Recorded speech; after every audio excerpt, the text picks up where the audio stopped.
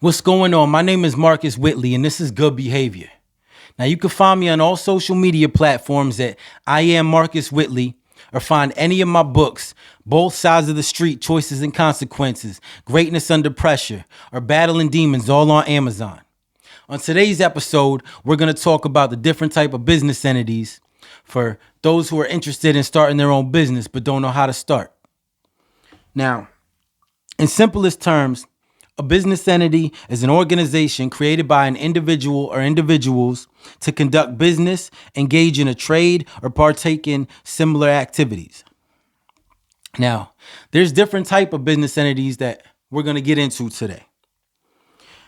Now, at a very basic level, a business entity simply means an organization that has been formed to conduct business. But the type of entity you choose for your business will determine how your company is structured and taxed. For example, by definition, a sole proprietorship must be owned and operated by a single person.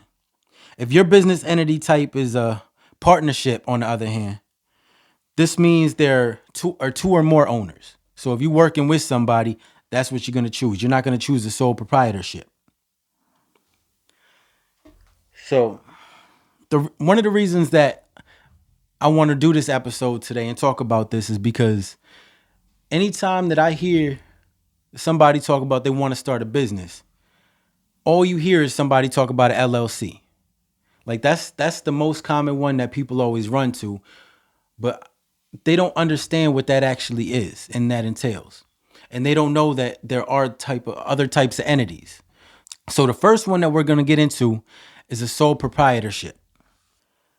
Now, this is the simplest business entity with one person or a married couple as the sole owner and operator of the business. If you launch a new business and you are the only owner, you're automatically the sole proprietorship under law. There's no need to register a sole proprietorship with the state, though you might need a local business license or permits depending on your industry. Now, pros of sole proprietorship is it's easy to start. As I said, there's no need to register with your state. No corporate formalities or paperwork required, such as meeting minutes, bylaws, etc. You can conduct most business losses on your personal tax return. Tax filing is easy. All you got to do is fill out and attach a Schedule C profit or loss from business to your personal income tax return. Now, the cons of a sole proprietorship: as the only owner, you're personally responsible for all of the business's debts and liabilities. Someone who wins a lawsuit against a business can take your personal assets, like your car, your house, your bank account, and anything that you own. There's really no separation between you and your business. So it's more difficult to get a business loan or raise money. See, lenders and investors prefer an LLC just because they're insured. Now, it's harder to build business credit without a registered business. So that's another con of a sole proprietorship. So with that being said, now we're going to get into the next entity, which is the general partnership.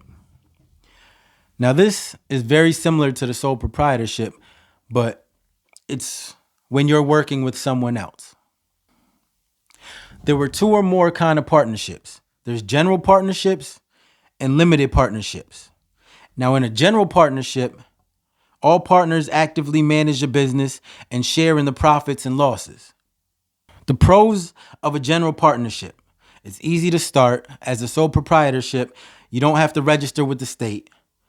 No corporate formalities or paperwork required. You don't need to absorb all the business losses on your own because the partners divide the profits and the losses. Owners can deduct most of the business losses on their tax returns. Now, the cons of a general partnership: each owner is personally liable for the business's debts and other liabilities. In some states, each partner might be personally liable for the other partner's negligent actions or behavior. Disputes among partners can unravel the business and cause it to fall apart. It's more difficult to get a business loan, land a big client, and build business credit without a registered business entity. Same as the sole proprietorship. So next, we'll get into the limited partnership. We'll go over the pros and cons of that. A limited partnership is a good option for raising money because investors can serve as a limited partner without personal liability. General partners get the money they need to operate but maintain authority over business operations. Limited partners can leave anytime without dissolving the business partnership. Now, the cons of a limited partnership. General partners are personally responsible for the business's debts and liabilities. More expensive to create than a general partnership and requires state filing. A limited partner may also take personal liability if they inadvertently take too active of a role in the business. Now, the next business entity we're going to get into is called a C corporation. This is an independent legal entity that exists separately from the company's owners, such as shareholders, a board of directors, or officers that have control over the operation. Now, a C corporation is an independent legal entity that exists separately from the company's owners. Shareholders, a board of directors, and officers have control over the corporation. Although one person in a C corporation can fulfill all of these roles, so it is possible to create a corporation where you're in charge of everything. With this type of business entity, there are many more regulations and tax laws that the company must comply with. Methods for incorporating fees and required forms vary by state. Now, the pros of a C corporation is the owners, who are the shareholders, don't have personal liability over the business's debts and liabilities. C corporations are eligible for more tax deductions than other type of businesses. C corporations owners pay lower self-employment taxes. And you have an ability to offer stock options, which can help you raise money in the future. Now, cons of a C corporation is more expensive to create than a sole proprietorship and partnerships. Filing fees are required to incorporate a business, range from $100 to $500 based on the state you're in. C corporations face double taxation. The company pays taxes on the corporate tax return, and then shareholders pay taxes on the dividends on their personal tax returns. Owners cannot deduct business losses on their personal tax returns. There are a lot of formalities that corporations have to meet, such as holding a board and shareholder meetings, keeping meeting minutes, and creating bylaws. Now, that's a C corporation. The next kind of corporation is called the S corporation. Preserves limited liability that comes with a C corporation, but is also a pass-through entity for tax purposes. This means that similar to a sole proprietorship and partnership, an S corp profits and losses pass through its owner's personal tax returns. There's no corporate law taxation for an S corp. Now, the pros of an S corporation are that the owners, who are the shareholders, don't have personal liability for the business's debts and liability.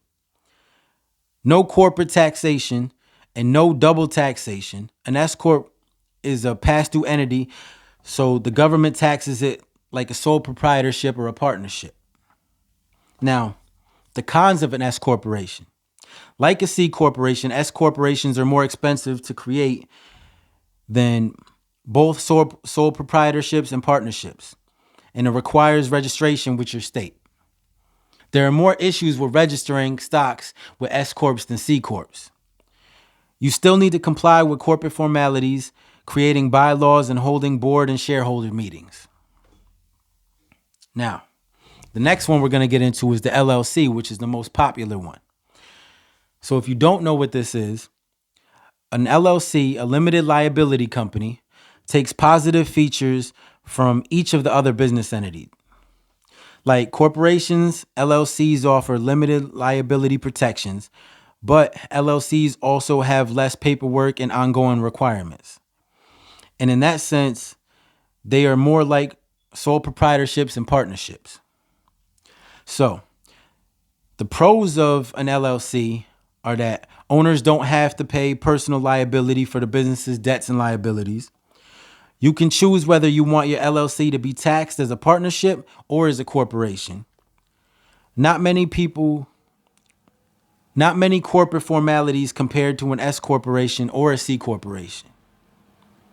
Now, the cons of an LLC: it's more expensive to create an LLC than it is a sole proprietorship or a partnership, and it requires registration with the state.